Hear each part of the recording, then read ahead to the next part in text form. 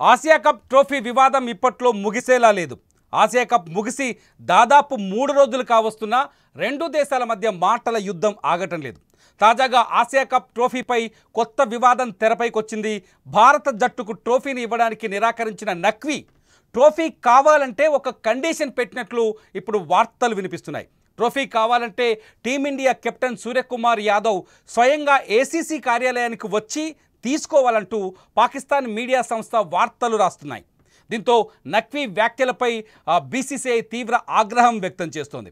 మొత్తానికి నఖ్వీ ఏసీసీ వివాదం తర్వాత పాకిస్తాన్ ఇండియా మధ్య ఫైనల్ మ్యాచ్ ముగిసిన తర్వాత నఖ్వీ దుబాయ్లోని ఏసీసీ కార్యాలయంలో ఒక సమావేశాన్ని ఏర్పాటు చేశారు. ఈ సమావేశంలో నఖ్వీ భారతదేశాన్ని, భారత క్రికెట్ టీంని ఏమాత్రం అభినందించకుండా, ఏసీసీ ట్రోఫీని గెలుచుకున్న భారత క్రికెట్ టీంని సమావేశంలో ఏమాత్రం అభినందించకుండా మొదట సమావేశాన్ని నేపాల్ టీంని, ఏసీసీలో ఇంకా సభ్యత్వం లేదు, త్వరలో ఏసీసీలోకి రాబోతున్న నేపాల్ టీంకు శుభాకాంక్షలు తెలిపి ఆ తర్వాత అక్కడున్న మిగతా సభ్యులు ఇండియా టీంకి ఎందుకు మీరు శుభాకాంక్షలు తెలపరు అంటూ నిలదీయడంతో ఏసీసీ సభ్యులు ప్రశ్నించిన తరువాత నఖ్వీ వ్యాఖ్యలు చేశారు.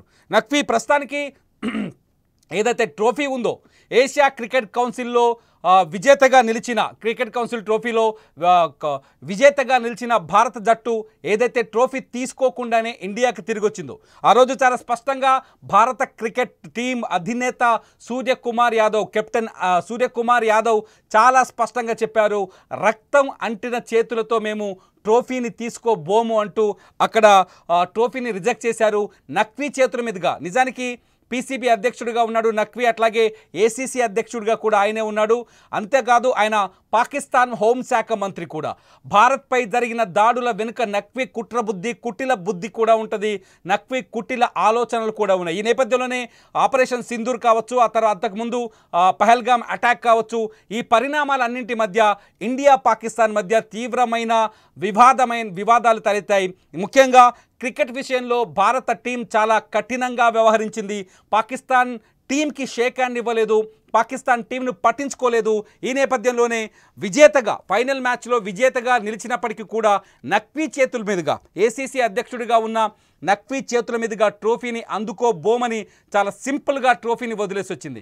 నఖ్వీ భారత టీంకి ట్రోఫీని అందించడానికి చాలాసేపు అక్కడే నిల్చొని ఉన్నాడు, నఖ్వీకి ఎదురు చూస్తున్నాడు. కానీ భారత టీం చాలా స్పష్టంగా తమ అభిప్రాయాన్ని వ్యక్తం చేసింది. నఖ్వీ చేతుల మీదుగా మేము ట్రోఫీ అందుకోలేము, అవి రక్తం అంటిన చేతులు, మా భారతీయుల రక్తాన్ని కళ్ళ చూసిన చేతులవి, ఆ చేతుల మీదుగా మేము ట్రోఫీని అందుకోమని చాలా స్పష్టంగా ఇండియన్ క్రికెట్ టీం అక్కడే తమ అభిప్రాయాన్ని వ్యక్తం చేసింది. దీంతో దాదాపు 2 గంటల పాటు గ్రౌండ్లోనే ఏదైతే మ్యాచ్ జరిగిందో దుబాయ్ ఇంటర్నేషనల్ క్రికెట్ స్టేడియంలో దాదాపు 2 గంటల పాటు వెయిట్ చేశారు అందరూ. చివరికి ట్రోఫీ అందుకోకుండానే భారత టీం అక్కడే సెలబ్రేషన్ చేసుకుంది. ట్రోఫీ అందుకోకుండానే భారత టీం ఇండియాకి తిరిగి వచ్చింది. నిజానికి ఆ ట్రోఫీని ఏసీసీ అధికారికంగా, ఏషియన్ క్రికెట్ కౌన్సిల్ ఖచ్చితంగా ఆ ట్రోఫీని భారత్కి, బీసీసీఐకి అందించాల్సిన బాధ్యత ఉంది. అక్కడ వ్యక్తిని మాత్రమే భారతదేశం వ్యతిరేకించింది తప్ప ఏసీసీని కాదు. అక్కడ వ్యక్తిని మాత్రమే ఏసీసీ వ్యతిరేకించింది తప్ప టీంని, అక్కడ ఆ మ్యాచ్ని కాదు. నిజానికి మ్యాచ్ని కూడా బైకాట్ చేయాలంటూ భారత్లో నిరసనలు వచ్చాయి. పాకిస్తాన్తో క్రికెట్ ఆడకూడదు, ఎందుకంటే సింధు జలాల్ని ఆపేశాం, పాకిస్తాన్ గగనతలం నుంచి మన భారతీయ విమానాల్ని ఆపేశాం, ఇండియా పాకిస్తాన్కి మధ్య వీసాలు ఆపేశాం, ఇండియాలో ఉన్న పాకిస్తానీలందరినీ వెళ్ళగొట్టేశాం. అటువంటి పరిస్థితుల్లో మనం పాకిస్తాన్తో క్రికెట్ ఆడాల్సిన అవసరం లేదని కూడా ఇండియన్స్ అంతా ముక్త కంఠంతో నినదించారు. అయినప్పటికీ కూడా స్పోర్ట్స్ స్పిరిట్ని పాడు చేయకుండా భారత్ పాకిస్తాన్తో 3 మ్యాచ్లు ఆడింది ఏసీసీ ట్రోఫీలో.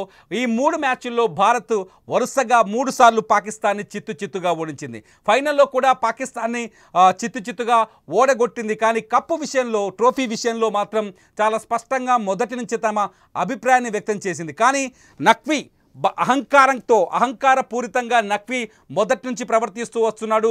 నఖ్వీ చాలా స్పష్టంగా చెప్పాడు, ట్రోఫీ నేనే ఇస్తాను, నేను ఇవ్వకపోతే ఎవరు ఇవ్వకూడదు. నిజానికి ఏదైతే ఎమిరేట్స్ క్రికెట్ బోర్డు ఉంది, ఎమిరేట్స్ క్రికెట్ బోర్డు ఉపాధ్యక్షుడు అక్కడే ఉన్నారు, ఆయన చేతుల మీదుగా అవార్డు ఇవ్వాలని కొన్ని సూచనలు అందినప్పటికీ కూడా నఖ్వీ నేను తప్ప ఈ ట్రోఫీ ఎవరు ఇవ్వడానికి లేదంటూ తన వ్యక్తిగత అజెండాను ఏసీసీలో రుద్దేశాడు. ఏసీసీ రూల్స్లో తన వ్యక్తిగత అజెండాను రుద్ది నేనే ఇస్తానని ఆ రోజు రోజు వ్యాఖ్యానించాడు.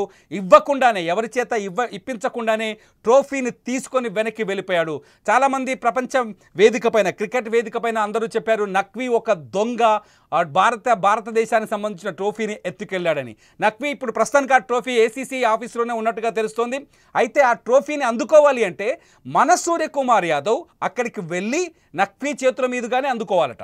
నిన్న ఏసీసీ మీటింగ్లో నఖ్వీ వ్యాఖ్యలు చేస్తాడు. సూర్యకుమార్ యాదవ్ వచ్చి ట్రోఫీని నా చేతుల మీదుగానే అందుకోవాలి అని మాట్లాడిన సందర్భం మనకు చాలా స్పష్టంగా కనిపిస్తుంది. సూర్యకుమార్ యాదవ్ చాలా స్పష్టంగా సూర్యకుమార్ యాదవ్ నఖ్వీని వ్యతిరేకిస్తూ వస్తున్నాడు.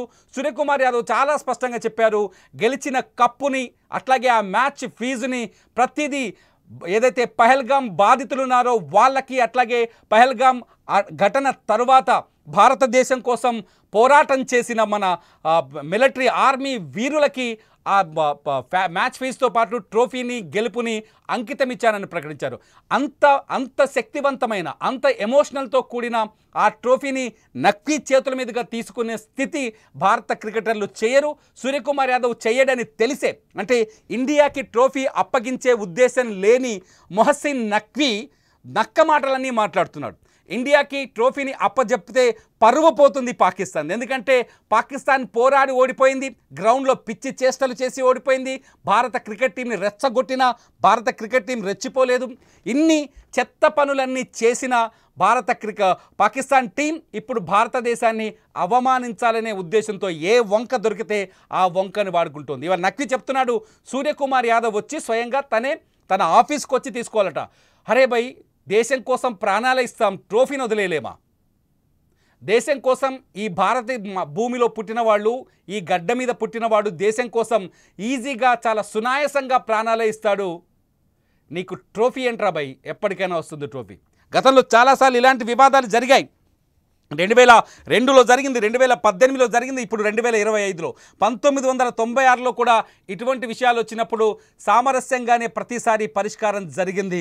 ఇటువంటి వివాదాలు జరిగినప్పుడు సామరస్యంగానే చర్చలు జరిపిన తర్వాత గెలిచిన దేశానికి గౌరవంగా ట్రోఫీని పంపించిన సందర్భాలు ఉన్నాయి. కానీ నఖ్వీ అటువంటి చర్యలు, అటువంటి ఆలోచనతోనే లేదు. పాకిస్తాన్దే పై చేయి కావాలని, నా చేతుల మీదుగానే ట్రోఫీ అందుకోవాలని పిచ్చి కూతలు కూస్తున్నాడు. కానీ నఖ్వీ ఆ కుర్చీలోంచి దిగే వరకు భారత టీం అక్కడికి వెళ్ళే అవకాశాలు కనిపించవు. మేము అనుకుంటాం నఖ్వీ కాకుండా ఎవరిచ్చినా ట్రోఫీని ఇండియన్ క్రికెట్ టీం తీసుకుంటుంది, సెలబ్రేట్ చేస్తుంది. నఖ్వీ ఇస్తానంటే తీసుకోదు. నఖ్వీ ఆ ఏసీసీలో ఉండే వరకు, ఏసీసీ కుర్చీలో కూర్చున్నంత వరకు ఆ ట్రోఫీని ముట్టుకోదు.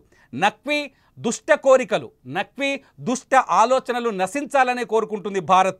నఖ్వీ దుష్ట విధానాల్ని ఖండించాలని కోరుకుంటుంది. నఖ్వీ మొదటి నుంచి దురుద్దేశంతోనే కనిపిస్తున్నాడు. ఎట్లయినా ఇండియా గెలుస్తుందనే విషయం తెలిసే ఆ రోజు మ్యాచ్కి నఖ్వీ దుబాయ్కి వచ్చాడు. ఇండియా గెలుస్తుందని తెలిసే ఇటువంటి పిచ్చి వ్యాఖ్యలు, రెచ్చగొట్టే వ్యాఖ్యలు చేస్తున్నాడు. నిజానికి నఖ్వీకి ఒక క్రికెట్ కౌన్సిల్కి అధ్యక్షుడిగా ఉన్న, ఒక ఖండంకి సంబంధించిన క్రికెట్ కౌన్సిల్కి అధ్యక్షుడిగా ఉన్న నఖ్వీ ఇలాంటి చర్యలు చేయడం నిజంగా క్రికెట్ అభిమానులని బాధించడమే. నిజంగా, ఎందుకంటే ప్రతి దేశానికి మనోభావాలు ఉంటాయి. ఆ మనోభావాలని గౌరవించాల్సిన అవసరం ఉంది. నఖ్వీ తన దేశ వెక్కిలి చేష్టలకి, తన దేశం చేసిన పిచ్చి చేష్టలకి మద్దతు పలికేలా తన మనోభావాల్ని బయటపెడుతున్నాడు.